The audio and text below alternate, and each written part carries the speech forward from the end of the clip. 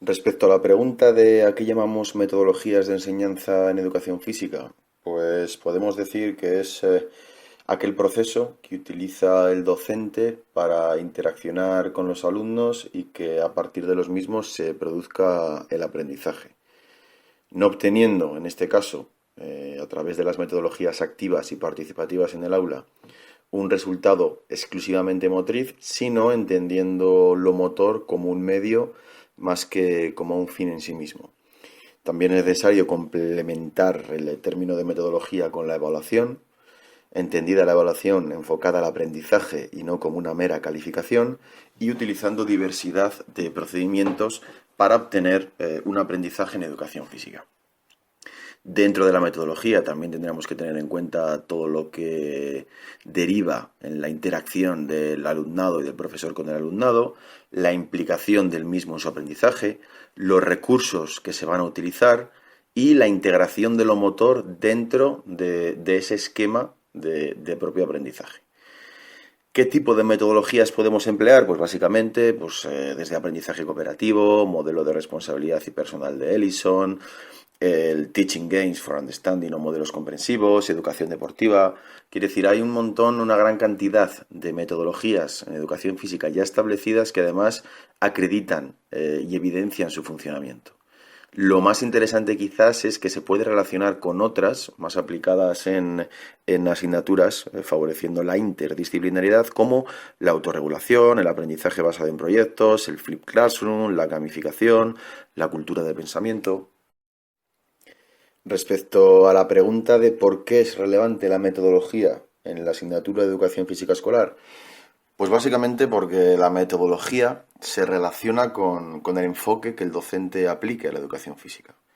Básicamente puede haber dos postulados básicos, uno dirigido al rendimiento y otro dirigido a la participación. Nosotros entendemos que este enfoque participativo es el que se relaciona directamente con el aprendizaje. Además, en función de la metodología que establezcamos en educación física, tipo de contenidos, forma de abordar los contenidos, forma de dirigirnos al alumnado, tipo de trabajo que se demanda del alumnado, cómo se implica el alumno en los mismos contenidos desarrollados en el aula, cómo es capaz de demostrar lo aprendido.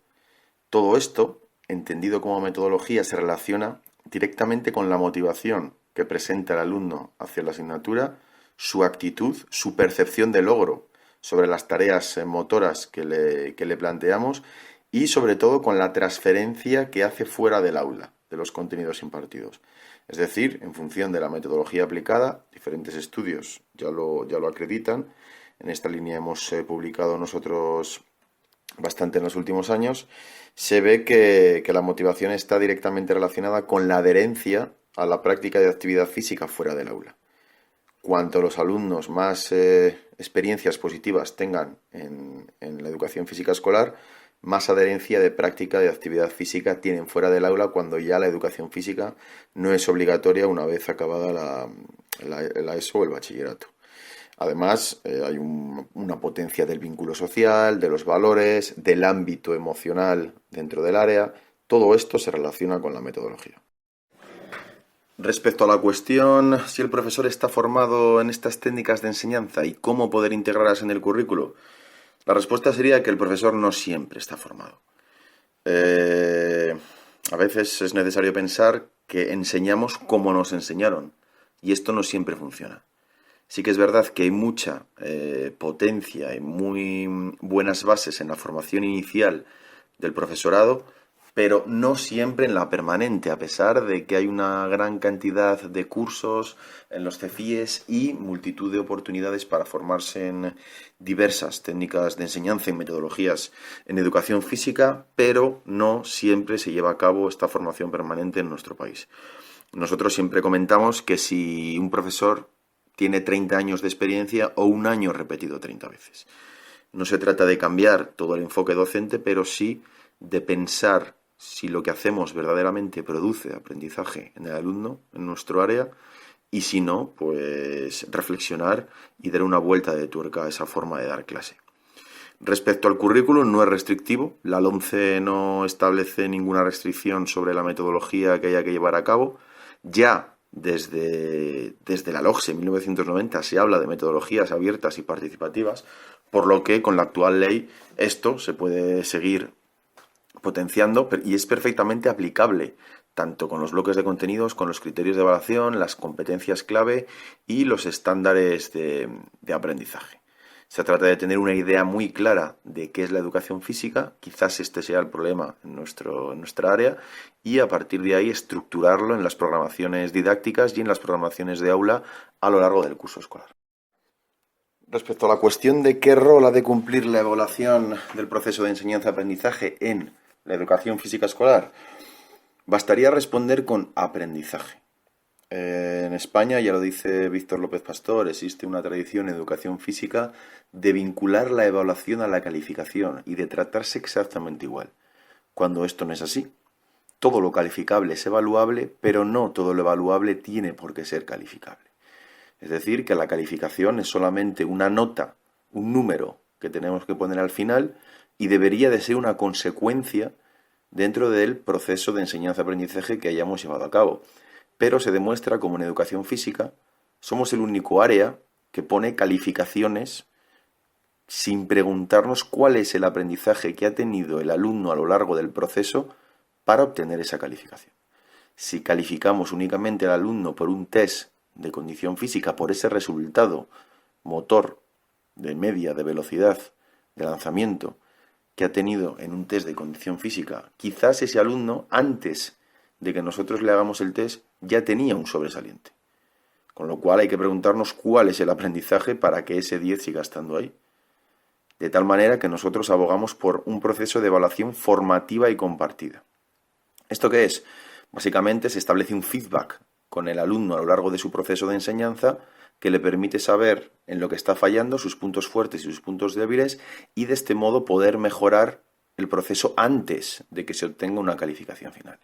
Dentro de esta evaluación formativa y compartida hay diferentes procesos como la coevaluación inter o intragrupal, ese feedback entre iguales, la autoevaluación, procesos de calificación dialogada, la propia autocalificación del alumno o incluso los procesos de evaluación triádica, combinando la heteroevaluación, la coevaluación y la autoevaluación. Respecto a la cuestión de hasta qué punto se integran las metodologías en el aula para valorar el aprendizaje del alumno, pues quizá hace una década no hubiera tantos estudios como actualmente, los que reflejan que las metodologías activas en educación física son mucho mejor valoradas por el alumnado e incluso por el profesorado la primera vez que las aplica que los enfoques de educación física más tradicionales. Los alumnos reconocen, se sienten más partícipes, se genera más autonomía durante el proceso de enseñanza-aprendizaje, los alumnos tienen y sienten una mayor responsabilidad tanto individual como grupal y se genera un clima de grupo y de clase mucho más potente, la actitud es más positiva. Por eso es bueno y nosotros siempre animamos que el profesor contemple algunas vías de obtención de datos del aula, sean más cuantitativos con un pequeño cuestionario, sean más cualitativos a través de debates, de hojas de observación, de diarios del docente más abiertos o menos abiertos. Esto permite ver cómo funciona la metodología dentro del aula, cómo existe una evolución dentro del aprendizaje del alumno y sobre todo obtener la valoración y la percepción del alumnado, que muchas veces, aun teniendo una calificación algo más baja, valora más positivamente estas metodologías que hacen que se implique verdaderamente, que se le permite demostrar delante de los demás, que se cree un bagaje inicial en el alumno que sea capaz de complementar y profundizar posteriormente con su práctica. Y respecto a la última cuestión relativa a si se implica al alumno en su proceso de aprendizaje y cómo se lleva a cabo, está un poco relacionada con la respuesta anterior, pero el alumno se implica siempre y cuando exista una motivación intrínseca. Quiere decir que cuando lo que haga y lo que le pidamos que haga y cómo lo haga y con quién lo haga, verdaderamente le sirva a él para tener una satisfacción. Y esta satisfacción no siempre está relacionada con una motivación extrínseca como puede ser la calificación. De hecho, los alumnos reconocen que cuando están implicados en la propia elaboración de su composición, de su coreografía, de su montaje de judo, de su lucha escénica de sable espuma, es cuando verdaderamente se le olvida la nota. Lo único que le preocupa es hacerlo bien y cuanto más bien mejor. Por eso es bueno que los climas se orienten hacia la tarea y no siempre hacia el propio ego, hacia un rendimiento individual y que el alumno se sienta competente. El alumno se siente competente únicamente cuando logra lo que le proponemos. Si hay alumnos que no logren, aunque sea solamente uno y sea dos, son alumnos frustrados. Y ya el clima de aula es diferente. Cuando un alumno o dos alumnos se marchan sin hacer lo que le hemos dicho en nuestras clases, es un alumno que ya hemos perdido, es una baja en combate que decimos. Es bueno que el alumno en grupos contemple y sepa cuáles son sus limitaciones y sus posibilidades y a partir de ahí empezamos a trabajar. Pero siempre bajo ese clima de grupo y con el objetivo de que todos nuestros alumnos logren. Aquí el estilo actitudinal de Pérez Pollo trabaja mucho en esta línea y puede verse como trabajando en este sentido y con un componente muy claro y positivo de las relaciones interpersonales, los objetivos y las vías de aprendizaje son mucho más potentes que con otras vías de metodología más extrínsecas, más individualizadas y más generalizables hacia el rendimiento motriz puro, individual o hacia la competición o el rendimiento.